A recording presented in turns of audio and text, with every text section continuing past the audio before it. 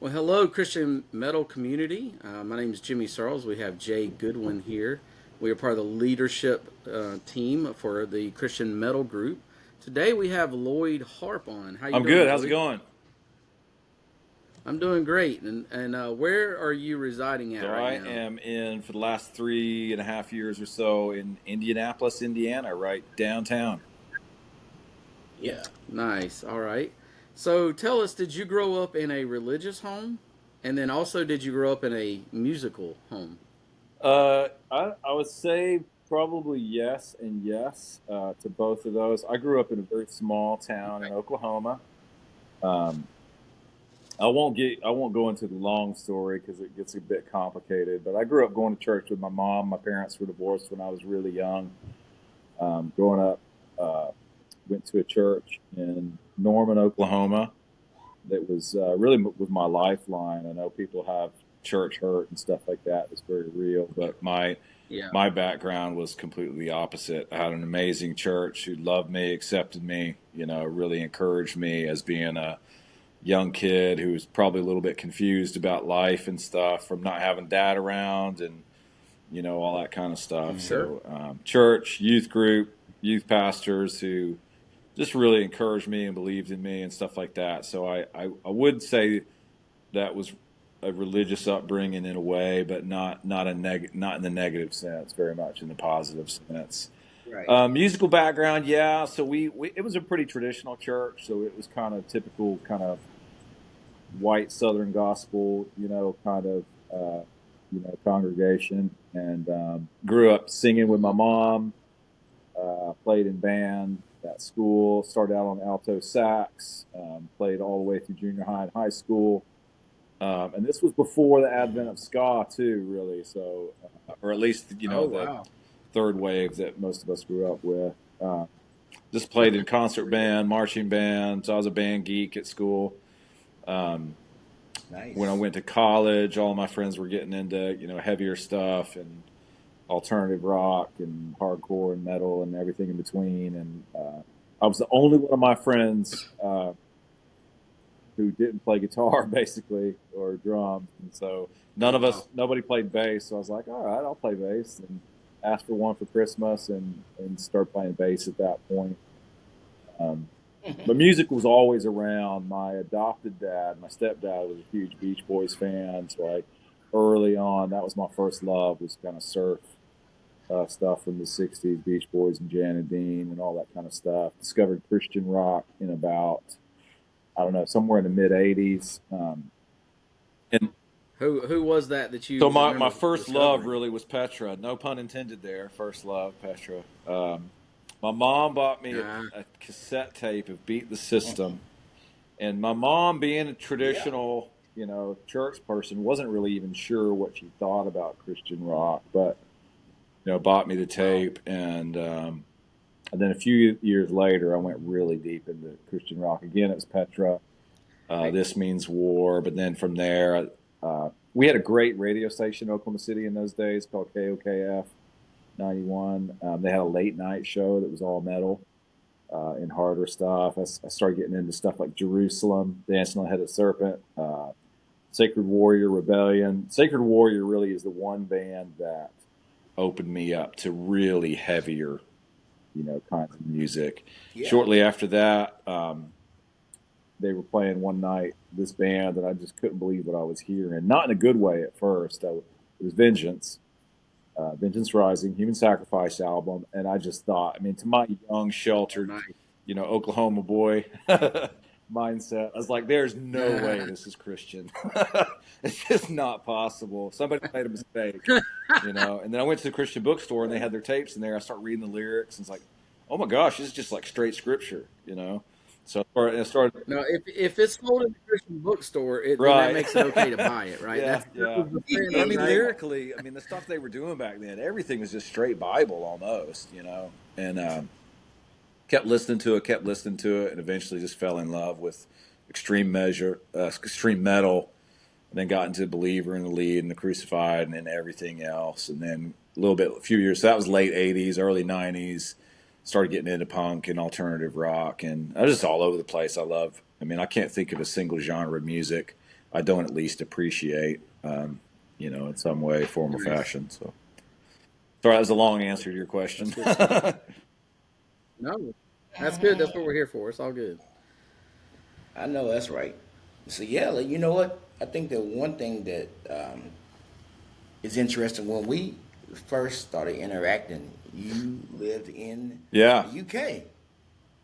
So Same let's here. talk Yeah. about your yeah. time. Yeah, let's talk about your time in the So I've UK got for a second. Yeah. What's that yeah, journey? yeah, Yeah. absolutely. So I've got a youth ministry background. I majored in Christian education in college in the '90s, and then started seminary.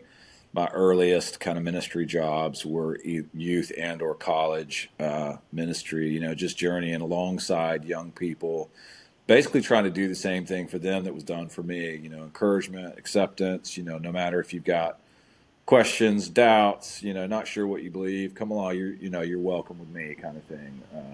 We'll figure it out together. If I don't know the answer, we'll figure it out together, kind of thing. I worked at a mega church in Atlanta for a few years, and I really kind of felt like that style of ministry wasn't for me, and we got out of that and wound up moving to England in 2008 to run a community-based youth center that wasn't. It was run by the church, but it wasn't entirely, everything religious based, and which was pretty cool because it meant I got to interact with a lot of kids who, God wasn't on their radar screen. Church wasn't their life like it had been for me, and we just get together. Like a true What's mission that? field, right? That's a true It mission was in field, many right? I ways, mean, and yeah. I wasn't trying to get kids together to preach to them. We were just trying to get to know each other. Let's spend some time together and play games. And we were on the edge of a sports field, so we would do a lot of wide games, stuff like capture the flag, and a lot of other outdoor games. We had indoor space, foosball, pool tables, all that kind of stuff. And we originally went on a 3-year agreement in 2008 and wound up staying 13 years. We just really, really Oh loved it. Had a wow. great experience, and the church and the village were willing to keep us on, as guests, that whole time, which was really cool. After we've been, How did yeah, you how did you initially get that connection? we kind of found it kind of sort of by accident. After we left the mega church, we were kind of wandering around for a while, figuring out what our next steps were. And that was a really difficult time, a lot of questions, a lot of, job searching and various things like that. And my wife was poking around on the internet and just to see kind of what was out there, and found this youth ministry job in England. I was Oh, working at nice. FedEx at the time, and got home from work one day, and she goes, "Hey, I found a youth work job that I think you should apply for, dot, dot, dot, but it's in England." And initially I just thought it's so far away. It's a long shot. Nothing will ever come of it. But I'll send them a resume because it'll make my wife happy. And I Sure, did, yeah. and got to talking with the pastor of the church who would be my first boss and everything. And actually, come to find out, we got along really well. Had a lot of similar ideas about what ministry in a post Christian context could look like. And 9 months later, we were packing up. And we had 2 young kids at the time that were 5 and 4, and we were kind of like, if we're going to do something adventurous and, let's be honest, a little bit stupid, this is the time to do it. So it was a good idea. Yeah, that's awesome. And you were over there for 13 Yeah, somewhere years. around the 10 year So, mark, we kind of started feeling like when we went over, we always knew we'd eventually come back. So it wasn't like we were trying to move over there to get away from anything in America. People ask, "Are you trying to get away from politics?" No, we just God called us over here, so we're doing it. And so we did 10 years at that time. I was given a sabbatical, so I had some time off to kind of think and pray and study and do some research into youth ministry trends and stuff like that. And it was around that time we kind of our hearts started to shift, and we think, oh, maybe our time is done, and started looking. But also mhm. COVID hit in that time, and there were some challenges. So there was about a 3-year process from the time we decided we want to come back to the States to the time we actually found a place to land when we came back. So we moved back in 2021, just kind of as COVID was starting to kind of taper off. Yeah, that's awesome. So, I know a lot of people may say Loyd Harp. I know that name. Where do I know Yeah, that from? So you're not in a band. You're right. not in a band. But we are familiar with your Yeah, writing. I know you write for Indie Vision Music and HM Magazine or yeah. Heaven's Heaven's Metal. Metal. Are there other publications that you write for as well, or is that the two main Those are the ones? two main ones. I've done stuff in the past for kind of zines that aren't around anymore. There was one in the 2000s called Uprise Zine. Wrote for them for a few years. They were a print magazine that Okay. stopped. That was run by a guy called Dave Darr out of Nashville. I did some stuff in the late '90s, early 2000s, kind of online zines, and to be honest, I don't even remember the names of all of them. Just Sure. reviews or live reviews and stuff like that. In a completely different field, I've actually written a book too on youth ministry, so I've got that out. That's called Oh, Middle nice. Space Youth Work. That's been out for a couple of years. Where can people find that? Any online bookstore, if you just Google or whatever search engine you use, go to Middle Space Youth Work. It'll pop up. And Awesome. that's kind of reflects on our time in England, but it looks at a new model. I kind of propose a new way of doing youth ministry. Um, So, yeah. so what was your journey, to becoming a writer for Christian magazines and zines? Like how did Yeah, you get that's a into that? really great question because it kind of overlaps with my overall journey. So a few minutes ago when I was talking about that difficult time we had, I call it our wilderness wandering. We were kind of trying to figure out where God was leading us. You guys are old enough to remember the MySpace era. Um, I was on MySpace probably about 2006, 2007, and I just saw somebody had shared on one of their little mini story things about Heaven's Metal was looking for new writers, and so I emailed Doug Van Oh, Pelt. Never met him before. Of course, I knew about. I've been reading Heaven's Metal since the '80s. Said, hey, yeah. this is who I am. This is how long I've been reading. I'd love for you to consider me, as a writer, and got my foot in the door that way. That was when Heaven's Metal had kind of separated. It was still a part of HM, but there was an era where Yeah. Heaven's Metal had its own black and white print zine. That was that time frame. So I started doing some writing for them at that time. Also, still did a few pieces for HM back then. I got a few reviews in the glossy versions of HM from that era. That's also when I started writing for Uprise. My friend Dave was like, "Oh, you can write for us too." I was like, "Oh, okay," because it kind of was different material. Uprise was a little bit more kind of specifically hardcore and punk stuff. And Okay. then let's see, Indie Vision Music. I had known Brandon Jones probably since the late '90s because we both started doing distro stuff around the same time.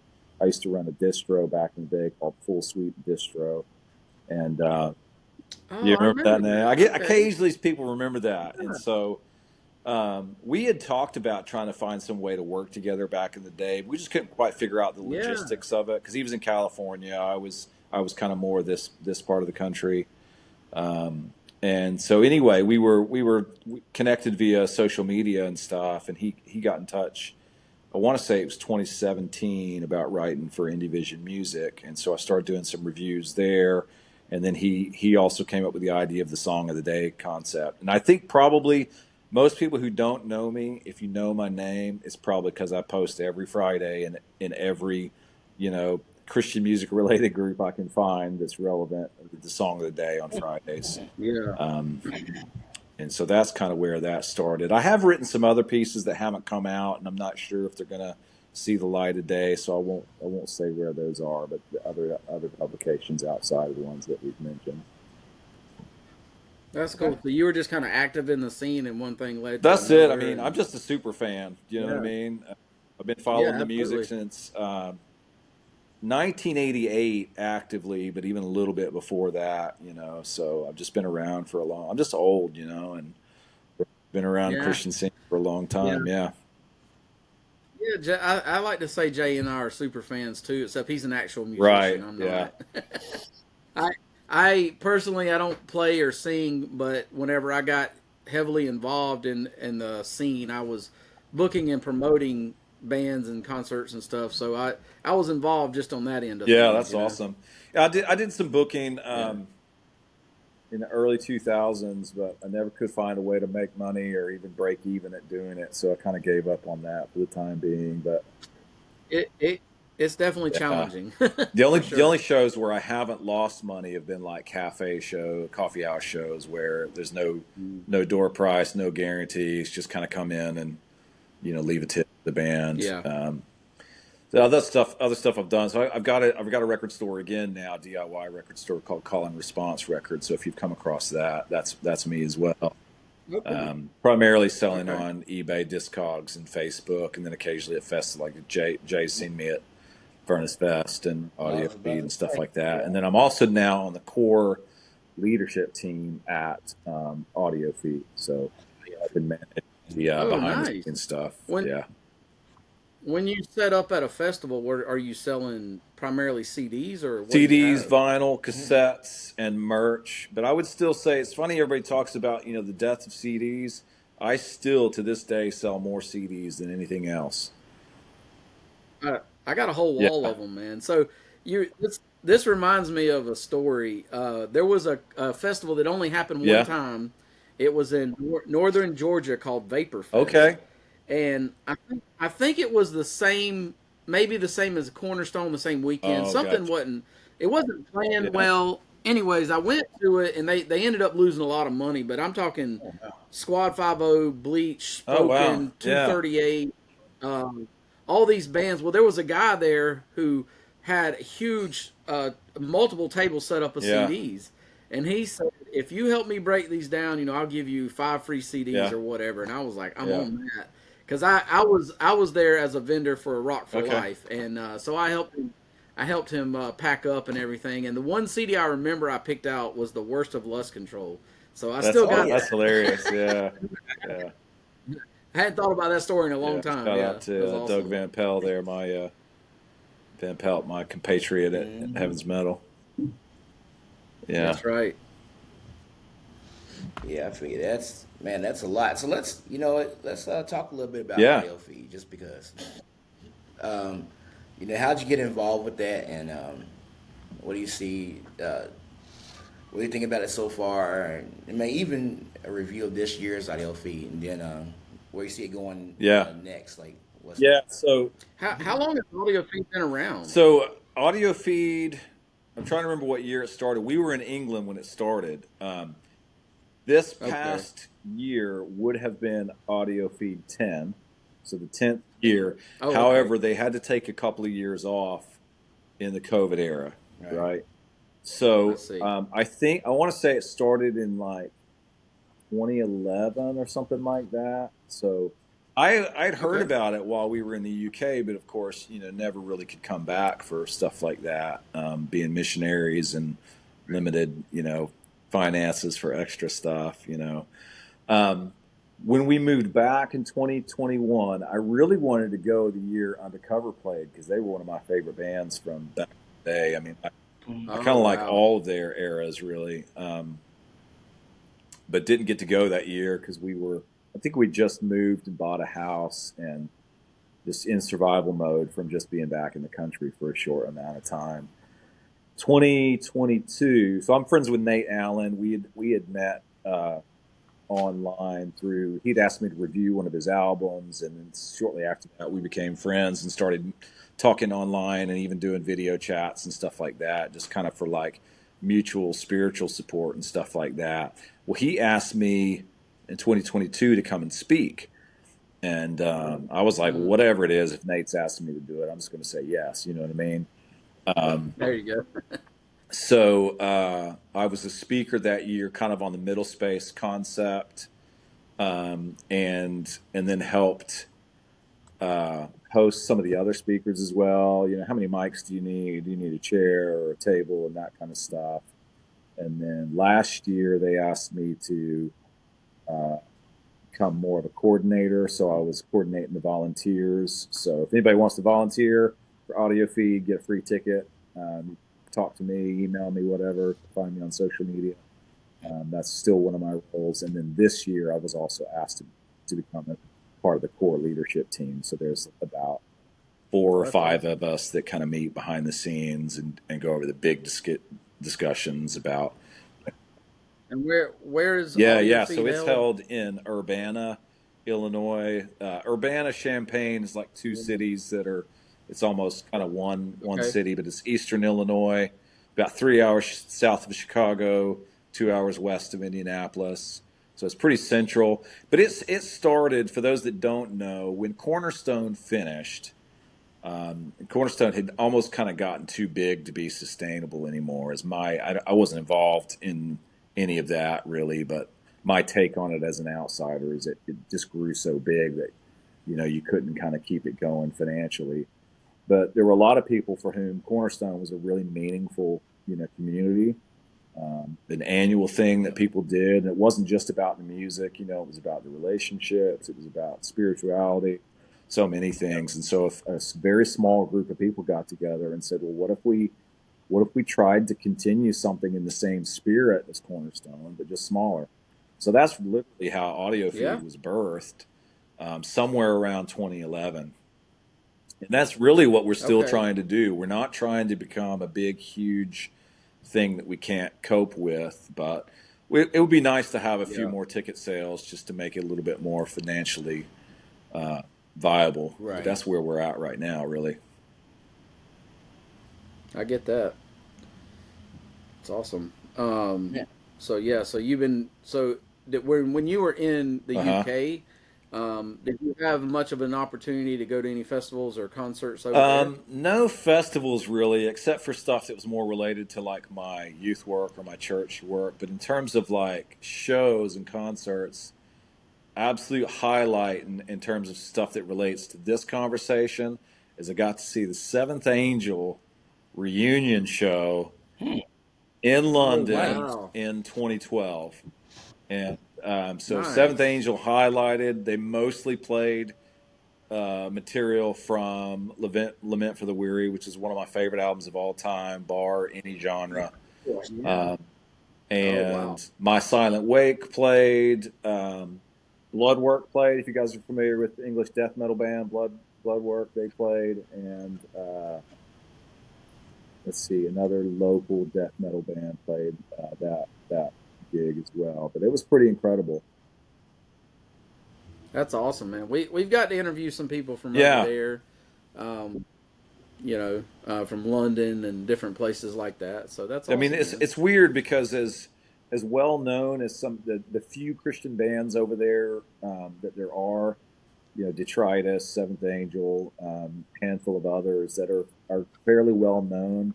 The scene is actually tiny. Um, in fact, where we live, it's non-existent. There people don't Well, know that's music at what. all. Yeah, we interviewed Stephen from Convictions of a Traitor. He lives in Okay, Yeah. London, and I think Jay said, "Well, what's the scene like there?" And he's like, "What yeah. scene? Like, there's Mhm. no, you know." It's weird So if you talk to people there, yeah, even in so the church there, if you talk to people about Christian music or Christian rock or Christian bands, they just think you mean worship music. And that's oh wow, what it is. And there's some good worship music coming out of the UK. Don't get me wrong, but in Oh yeah, terms of like absolutely. faith based creative music that's not kind of designed just for the corporate worship setting, for the most part, it doesn't exist except for spot things here and there. yeah, nice. Man, that's a lot. I think it's super cool to have somebody that does so many different things. I kind of I want to dive a Yeah, little bit into youth ministry a little bit yeah. because I know we were talking about it a little bit ago, and I think that especially when Christian metal became a thing, or even the Jesus Mm-hmm. People movement, you know, there were maybe two objectives when it came to the music and even the culture.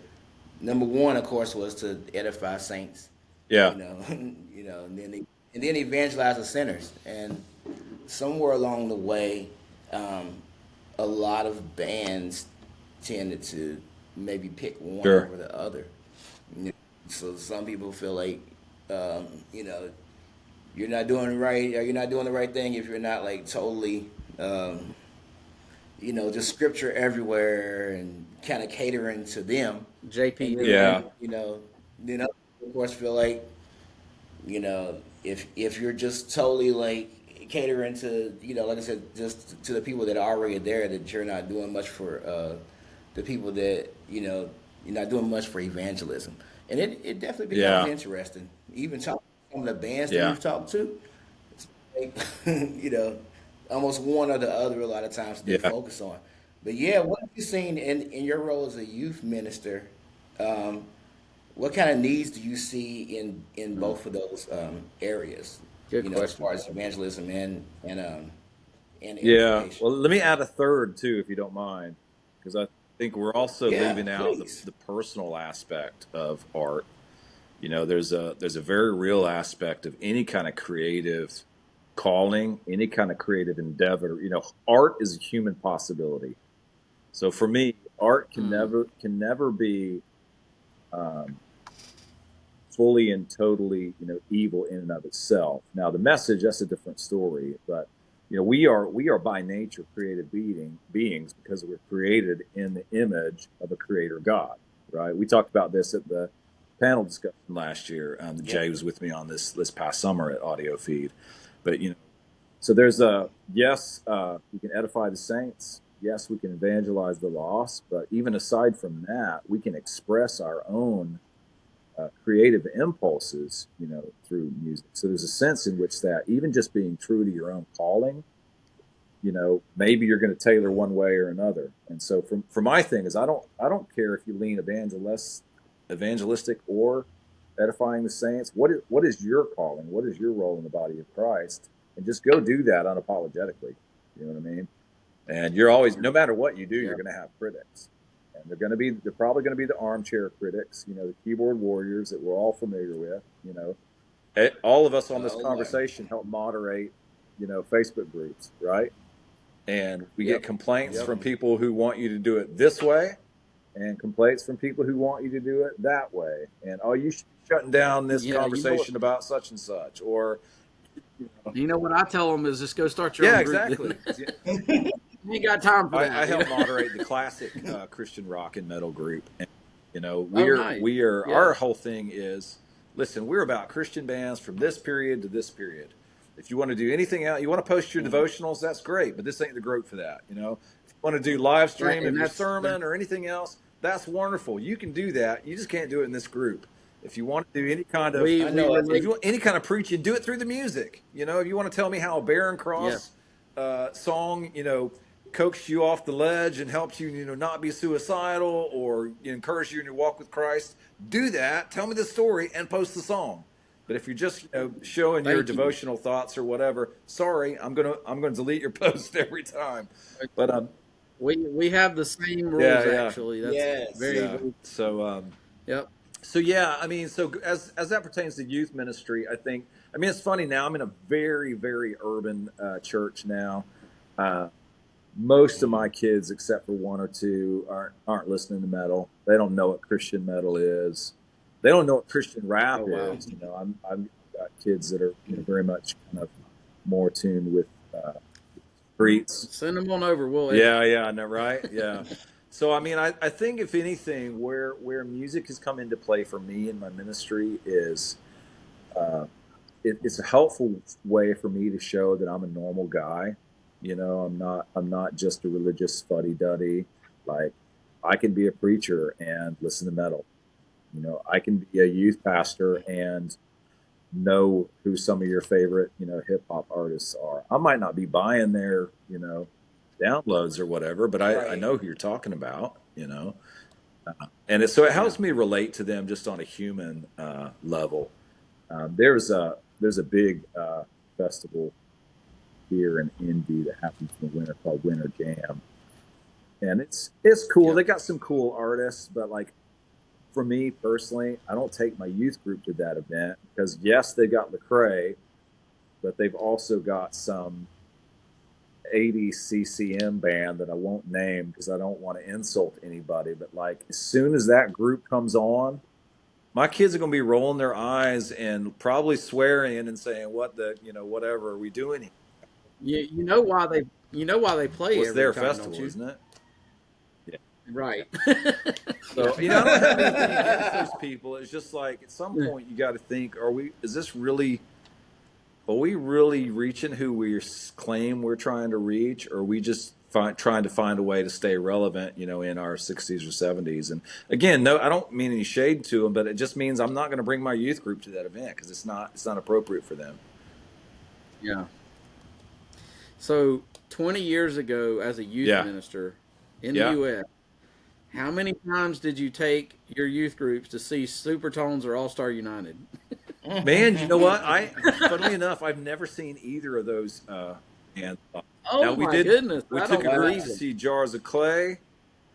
Now Okay. you guys are Okay. familiar with Family Force 5, right? So they Yeah, came up absolutely. out of one of the Yeah. churches that I worked at. So they played youth group shows for us Yeah. before they got huge. In fact, You know that there's a video of them at the church in Atlanta when they were like 10 years old. oh, There's I a don't video doubt on that. YouTube of Yeah, them. yeah. So Oh, it's awesome. their dad, I think I shook hands with him once. He'd gone to our church and stuff like that. Okay.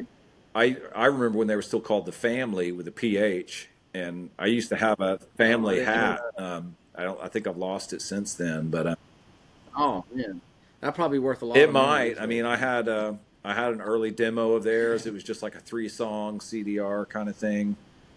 Oh, that's cool. So yeah, we used to have LA Symphony CDR. play our church, and Oh, now I booked LA Symphony once on their reunion tour. They were that's really cool. good. Yeah. That was Yeah. awesome.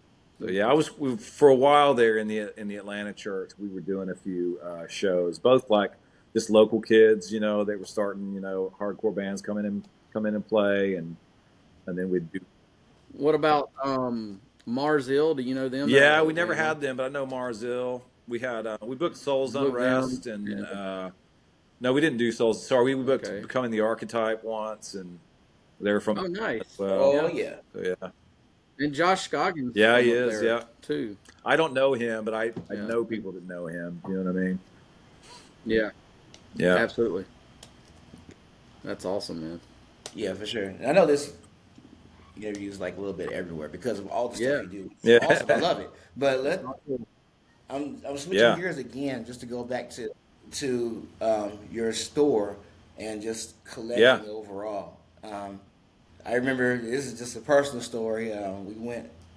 Loyd was in town a Oh couple yeah. months ago, and we were looking through a couple of record stores. You're like, what are record stores here? So we went to a couple of record stores, and this guy ends up coming out with like a Vengeance I did. Rising Yeah. vinyl. What? And what was the other There's one? two It was Vengeance Rising. It was Human Sacrifice and Oh, it's Once two Dead. Vengeance Recent Rising. pressings of those. Right. Pretty good price Nice. too. I Right. can't remember what I paid for them, but it was decent.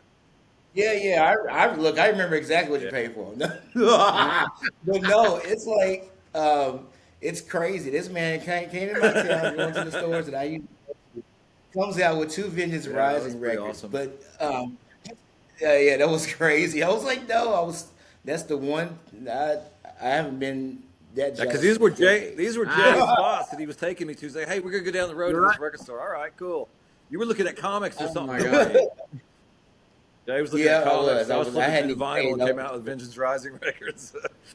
There you go. It's He was in the crazy. wrong section, Yeah. man. Right, I was in the Absolutely. wrong section. How about that? But yeah, what I know as all of us, probably all three of us, we definitely collect like Yeah. music or whatever. What are a few of your favorite or prized you know, pieces of music or whatever else that you Yeah, have in your yeah, collection? that's a good question too. One of the challenges is that moving across the ocean not once but twice, I've had to let stuff go. So that's been really tough. I mean, stuff that I've sold not because I wanted to, but because I was trying to feed the family and figure out how to move across the ocean and all that kind of stuff. So that was a challenge. But in terms of stuff that I have right now, I mean, one of the rarest things that I like bragging about. So I don't know if you can see the shirt I'm wearing, Souls Unrest. They were local Atlanta band too. I was friends with Blaze, the singer and guitarist, or well, sometimes singer. They got later vocalist later on, but he gave me a 3-song unmixed demo. It's just handwritten, before their album came out. And I always like stuff that has Oh, like a really? story to it, like that. Like he's like, "Hey, you want to hear some Yeah. new songs?" And handed this to me. So like, I doubt that anybody else in the world has that, except for somebody that maybe was in the band at the time. So stuff like that's cool. That has a story. I'm also a sucker for like just rare, like 200, pressing only, hardcore 7 inches and stuff like that. That only a handful of people really know what it is. I don't know why. I just love those rare little records and stuff like that. So I have quite a few things like that in my collection. I don't know if you guys remember the band Fable that were on Take Hold Records. They did one like 4-song EP, and then they did a split 7-inch with another kind of screamo-ish type band, and stuff like that gets me really excited just because it's just the rarity of it and stuff like that. Nice. So I had another youth minister Yeah. question. So here it is in 2024, and you got somebody who's graduating college and they're looking for a job. As a youth minister, what advice would you give them? Oh man, graduating college.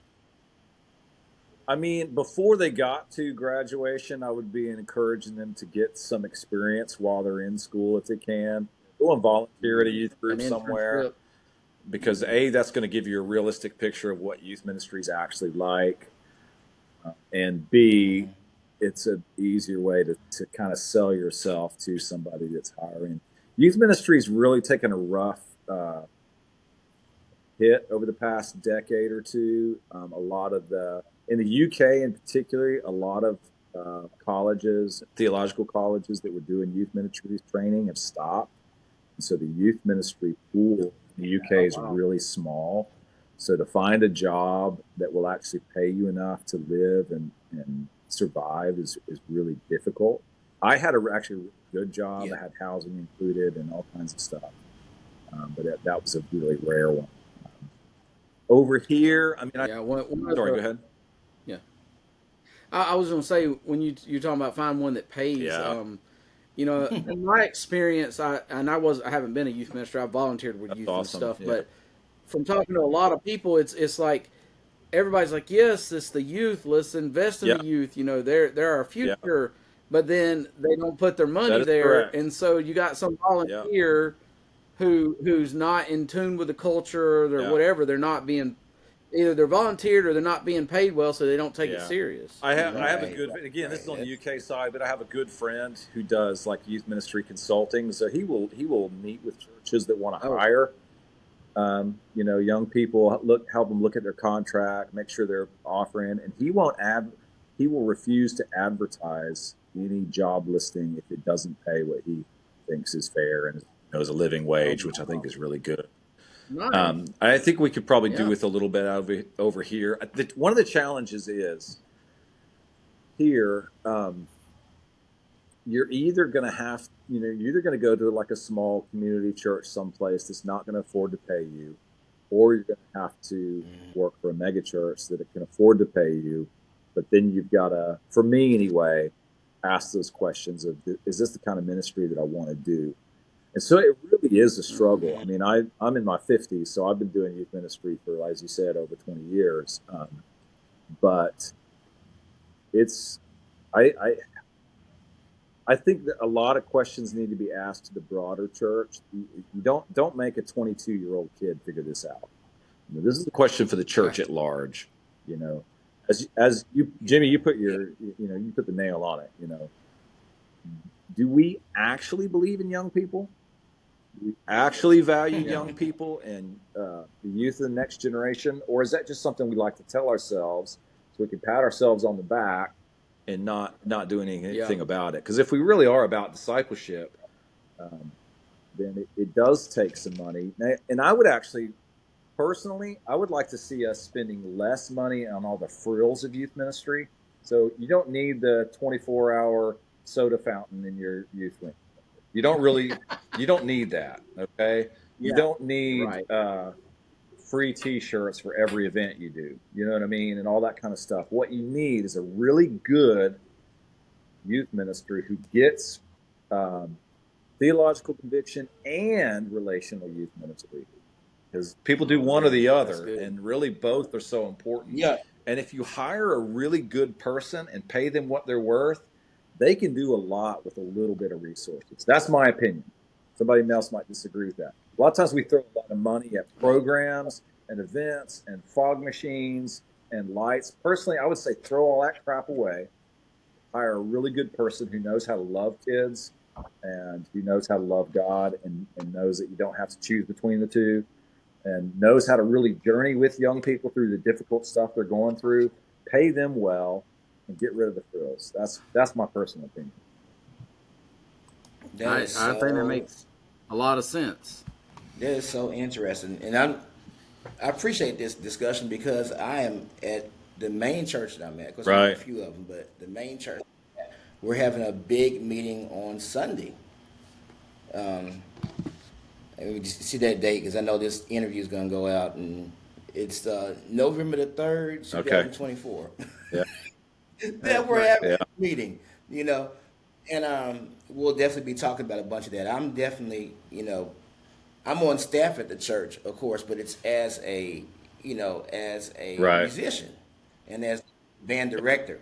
So, and I get paid well, But since then, of course, I've transitioned also into like being one of the Okay. ministers at the church.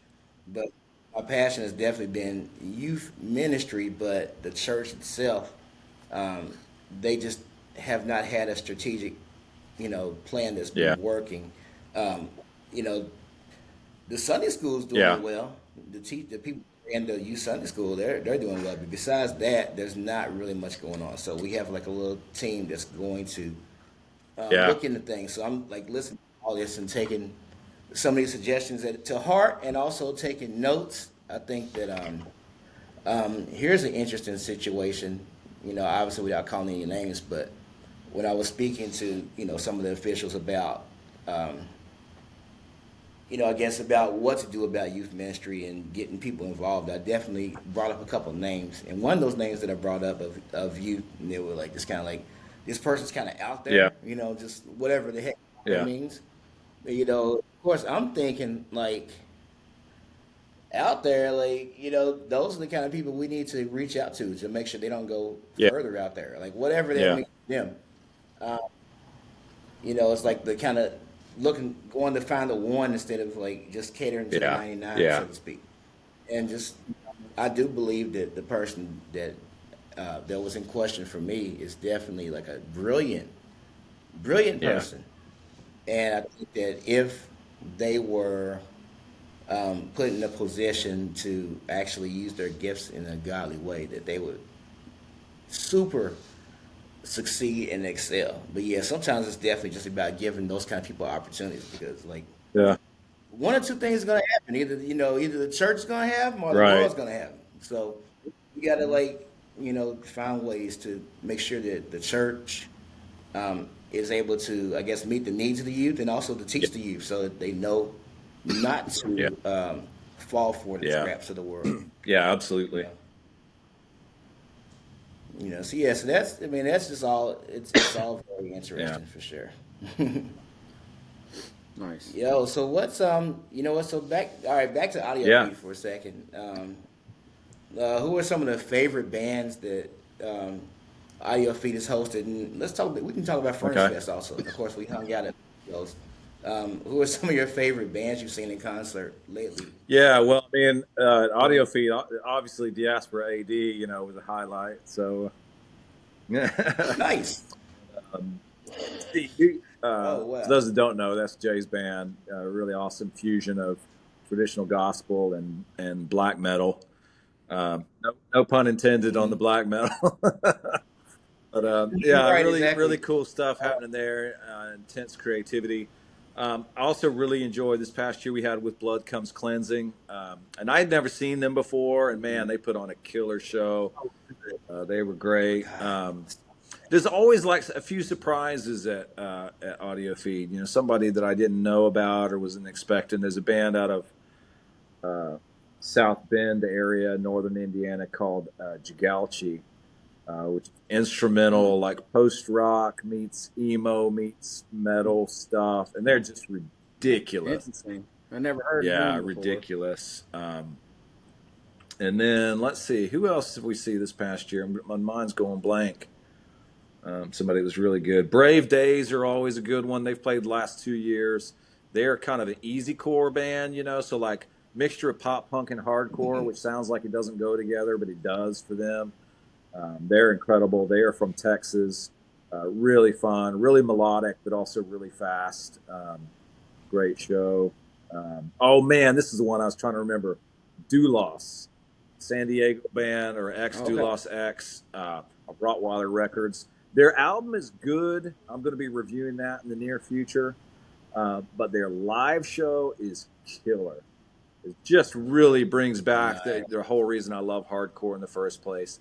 Lots of energy, lots of tempo changes. As soon as they get going, you know, they're changing direction and going someplace else. Just really, really great band. So that was really good. Furnace Fest. So one of the things one of the reasons I was there this year is so a team of us went to represent Audio Feed. In case you didn't know, Furnace Fest, it was their last year of the festival as it currently stands, and so we thought we'd try and go and at least advertise Audio Feed with the thought that, you know, if you're going to be missing, you know, this community and you want some music and that kind of stuff, consider Audio Feed as an alternative. Now, Furnace Fest isn't entirely a faith-oriented festival. There's a lot of Christian bands that play, but it's not necessarily their main ethos. And so, but there's enough people there that, you know, I saw a lot of old school Christian metal shirts there. I was really quite surprised. So anyway, I only got to go to probably 6 or 7 shows at Furnace Fest this year, and it was a mixture of Christian bands and non-Christian bands. Got to see Five Iron Frenzy for the first time. That was really great. And they even got this 50-year-old man crowd surfing, so that was cool. Got to see Dogwood as well for the first time. And I've never been I don't want to, you know, insult anybody. I've never been like a huge Dogwood fan just in terms of their style, but live, they were killer. That was really good. Got to see Extol. In fact, Jay and I and Tiffany were all right there together, very front row for Extol, so that was incredible.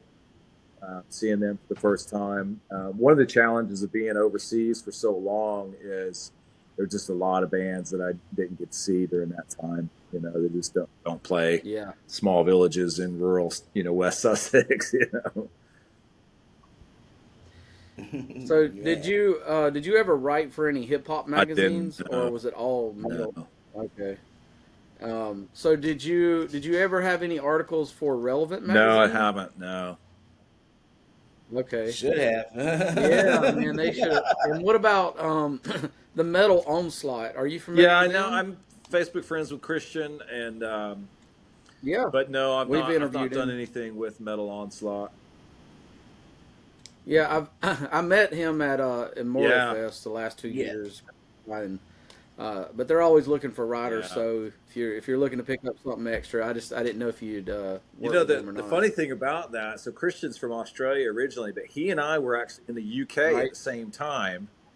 And because he spent some time in the UK as well. We were there at the same time and talked about, you know, trying to get together. Of course, we lived in different parts of the country, so it never happened. And then now we're both in the States, but it's still like, you know, what, 2 days drive or whatever. So we haven't met up. Yeah, now he's in California, so his accent is all screwed up. Like you can't.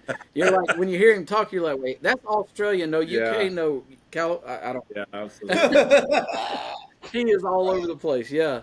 It is so funny, but yes, that is so true. Christian's my dude. Awesome. Sure. Yeah, he's God awesome. bless him and Dan, man. Super cool. All right, so here's an interesting topic. We barely touch on this because there's so much controversy around it, but I'll touch on it briefly without endorsing any particular viewpoint. But I know that with the election, and by the time everybody sees this, the Be election done, will yeah. probably be over or whatever. We'll see what happens next, right?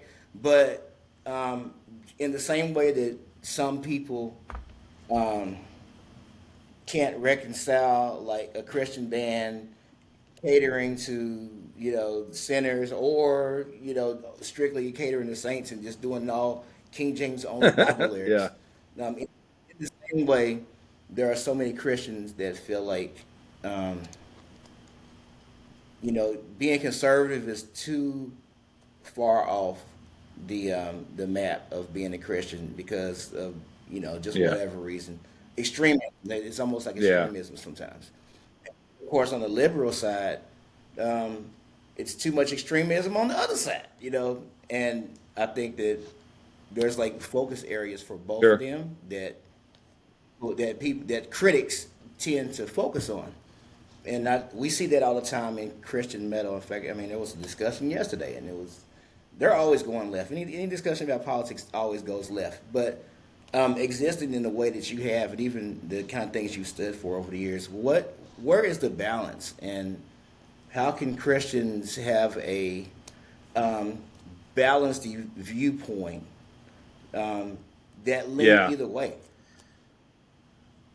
Good question, and I'm going to try to answer this carefully because I know we can say our opinions and just wind up ticking people off, and that doesn't do any good for the glory of Right. God, right? So, That, and if I upset somebody, I want to upset them for the right reasons, not for the wrong reasons. Amen. I think something that stood out to me recently, which has been very helpful to me, is you think about the person of Jesus, right? As he walked the earth and he calls his disciples. Think about who his disciples are.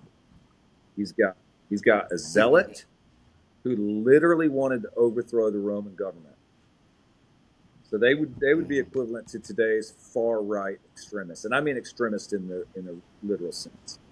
Wanted to Right. militarily armed conflict overthrow the government, right? The Roman government. You also had tax collector, who was completely opposite. He was working for the Roman government and was considered a traitor by all of his, Israelite friends, right? Jewish friends. Then you have everybody in between. You got guys that were fishermen, and the only reason probably they were fishermen is because none of the rabbis had chosen them to be their disciples. So you think about when Jesus is by the, and I'm getting to your question, just hold on a second. You think about, these men that are out by the boats. The reason they dropped their nets immediately is this was their dream come true. These were young Jewish boys who hoped that a rabbi would choose them, but nobody had so far. So when Jesus comes as a rabbi and says, "Come follow me," they're like, "Oh yeah, this is it. Mom, I'm ready. Mom, I got chosen finally." So they go and do it. So my point being, if Jesus's disciples were made up of diverse groups of people with diverse opinions, why shouldn't the church today be made up of the same diversity? So I tell people, and I'm an associate pastor of a church now. When I preach, I tell them, I do not care who you vote for. What I do care, though, is that you tell the truth, that you vote your conscience, that you vote your principles, whatever else. So to answer your question, I think the best thing that we need to be doing right now as people of faith in politics is you need to follow as closely as possible what Jesus said and not what your chosen politician says on any side of things. And there is so much nonsense about confusing our faith with our political party, of confusing my Christian identity with a national identity. Well, let me tell you something. The kingdom of God is international. The kingdom of God does not fly the American flag or the UK flag or any other flag. It doesn't fly a flag. Kingdom of God is all about Jesus and taking care of the least of these and standing for righteousness. And, so even in what I just said there, taking care of the least of these and standing for righteousness. Now, if we were talking about politics, we would have put ourselves on different sides of the political spectrum there. which is stupid, which is Right. stupid because righteousness is both. Righteousness is, standing for the Lord and doing what He wants us to do in regard to our personal morals and in regard to our social ethic.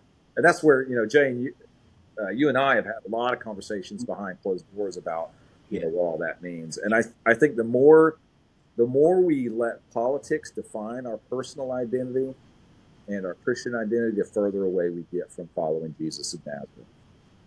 I think, as silly as this and ridiculous as it sounds, is the American church actually needs to get back to an understanding of who Jesus Christ is, and it's not any political candidate.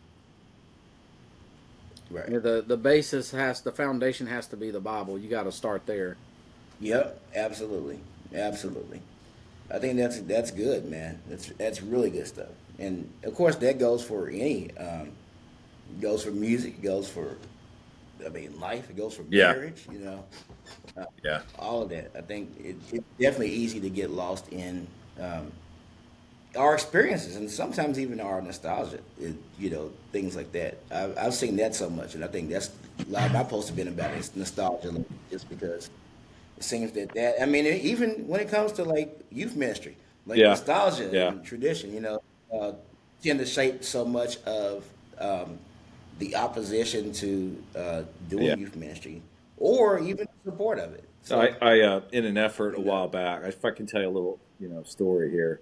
A few weeks ago, in an yeah, effort to kind of try and, you know, bring people together and sort of kind of say, doesn't matter who you vote for, but at least try and vote based on facts and truth and whatever else, right? So this was a couple of months ago, maybe 6 weeks ago, and basically I said, as a pastor, I don't, and this is on a social media post. I said, as a pastor, I don't have a right to tell you who to vote for. That's not what I should be doing. But if you're going to vote, bear this in mind, right? In the same post, I had people yelling at me saying, "No, as a pastor, you need to tell people to vote who to vote for. You got to vote for my candidate, and here's why," right? And I had other people on the other side saying, "Well, no, as a pastor, you don't have a right, and you shouldn't have made this post at all, just because by saying, you got to vote on fact, you're advocating a candidate." So it doesn't matter. Again, going back to the statement we said earlier about bands and what kind of stances they take, you're always going to have critics, even when you're trying to be as neutral or as congenial as possible. People are still going to be ticked off at you. And so if I kind of feel like if I've got people on the right mad at me and I got people on the left mad at me, I'm probably doing okay. yeah. For sure. I know that's right. Hey, that's great. Great stuff. It's great stuff. So over so over the years, I imagine you've written more than 4 or 5 articles and reviews and all. Yeah. What's been what's been a few of your favorite articles that you've written or most viewed? Well, the most viewed one I think is easy to answer, and that's partly because of the work that you did, Jimmy, promoting it. Which is I did a few years ago. It's been a while back. I did just kind of a overview of Christian thrash metal. Like here are the 10 thrash albums that you need to hear before you die, kind of thing. And it got a lot of interest at first, and then it went, as articles do, it went quiet. And then something like 4 or 5 years later, Brandon Jones from Indie Vision Music was saying, "Anybody know what's happening with this article? It's gone crazy again." And comments were blowing up again. It's because you had shared it on the Christian Metal page. And I wasn't even aware. Yeah, That's so there was awesome. like this uptick in interest on that. So that was really fun. Oh, good. That was really fun. Favorite pieces? I don't know, man. I think I'm always really touched when an artist says, "Man, this is a really great review," and it wasn't because I was like blowing smoke, on them. It was just like this was a really thoughtful critique, and this guy knows what he's talking about, kind of thing. And sometimes it's when I've been critical of a piece. Here's what they did well. Here's maybe some things that I would like to see them, work on, kind of stuff. And they're like, "Oh man, this is awesome. I really love this feedback." That's been really cool. And there've been a few of those recently where people have reached out and said, "Man, I really appreciate the time and effort that you put into this." That's awesome. Yeah, for sure, man. That's all. This is all great stuff. Well, really, I just got one more question for you, Cool. for real. I mean, this that's the it's like it's become one of my favorite standard questions to ask, and it is, what is your favorite thing about being a Christian? Hang on one second. I'm just going to mute because my son's going out the door. Okay.